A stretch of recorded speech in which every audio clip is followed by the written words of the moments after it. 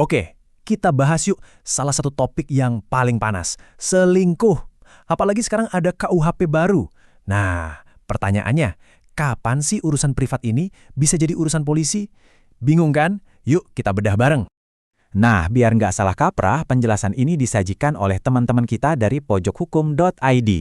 Dengerin deh kutipan ini. Selingkuh itu urusan rumah tangga. Tapi sejak KUHP baru berlaku, hukum ikut bicara. Wah, ini pergeseran besar loh. Tadinya murni urusan privat, sekarang negara bisa ikut campur. Tapi ikut campurnya sejauh mana sih? Nah, ini yang mau kita cari tahu. Oke, bagian pertama. Kita mulai dari skenario yang kayaknya udah sering banget kita lihat di medsos.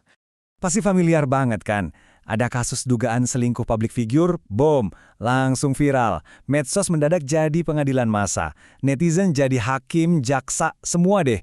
Pokoknya penjarakan hukum seberat-beratnya. Nah, pertanyaannya di sini nih. Kapan sebuah keributan di medsos ini beneran jadi kasus pidana yang bisa dilaporkan ke polisi? Apa bedanya gosip sama kejahatan? Jawabannya tentu aja ada di buku aturan main yang baru, KUHP kita. Ini yang harus kita ingat baik-baik. Hukum itu nggak peduli sama jumlah likes atau retweet. Mau seviral apapun, itu bukan berarti otomatis jadi kejahatan. Polisi nggak bisa bergerak cuma karena netizen marah-marah. Hukum butuh bukti, butuh unsur-unsur pasalnya terpenuhi, bukan cuma sensasi. Nah, ini dia pasal saktinya, pasal 411 KUHP baru.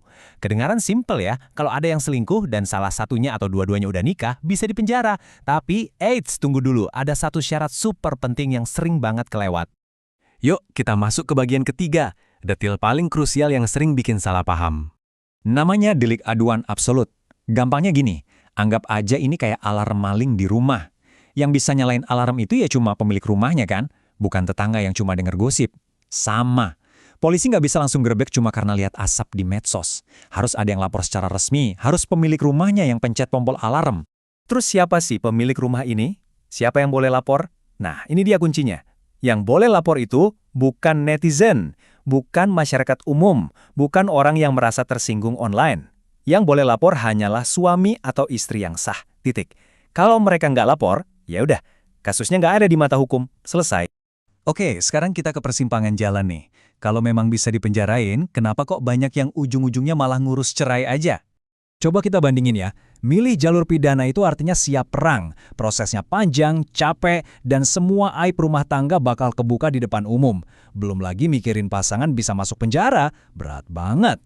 Nah, kalau jalur perceraian, walaupun sama-sama sakit, tujuannya beda. Fokusnya itu buat selesai, buat nutup buku. Pisah secara hukum, atur hak asuh anak, bagi harta, terus move on. Makanya banyak yang mikir, ya udahlah, mending cerai aja. Lebih realistis buat ke depan. Jadi, dari semua ini, apa sih pelajaran yang bisa kita petik? Pelajaran terpenting, kita harus bisa bedain antara drama di media sosial sama proses hukum yang sebenarnya.